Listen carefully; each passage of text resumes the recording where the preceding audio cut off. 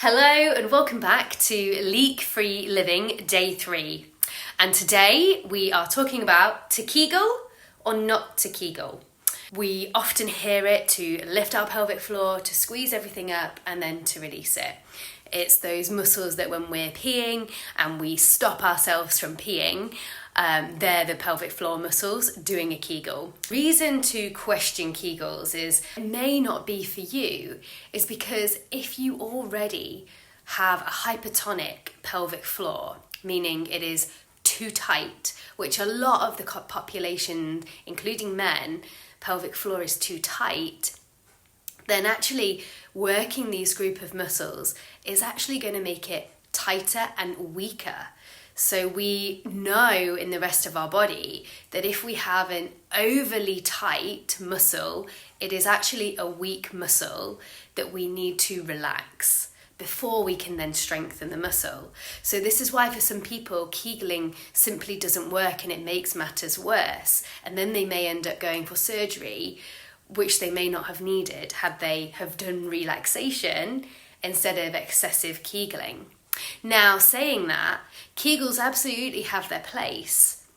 If you are working with a really great physio and kind of like personal training, if you are being guided specifically how to train this kegel, which specific part that you need to strengthen, so they've done a really thorough exam of you and they are targeting where you need to strengthen, then yes, it may work for you.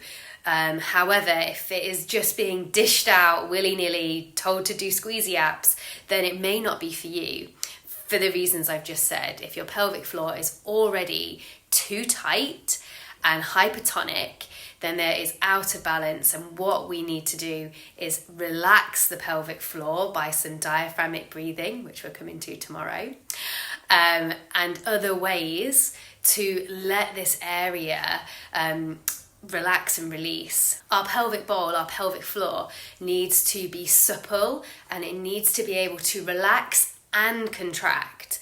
Relax and contract to be able to work optimally to support our bladder, rather than, again, if it is hypertonic, over tense, that's where we're going to be seeing those bladder leakages because it's working too hard.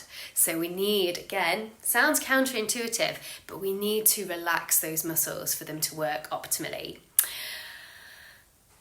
I'm going to leave it there for today. I look forward to seeing you tomorrow with some ways to relax your pelvic floor and nourish yourself and your whole body, your bladder, your whole body with some delicious breathing tomorrow.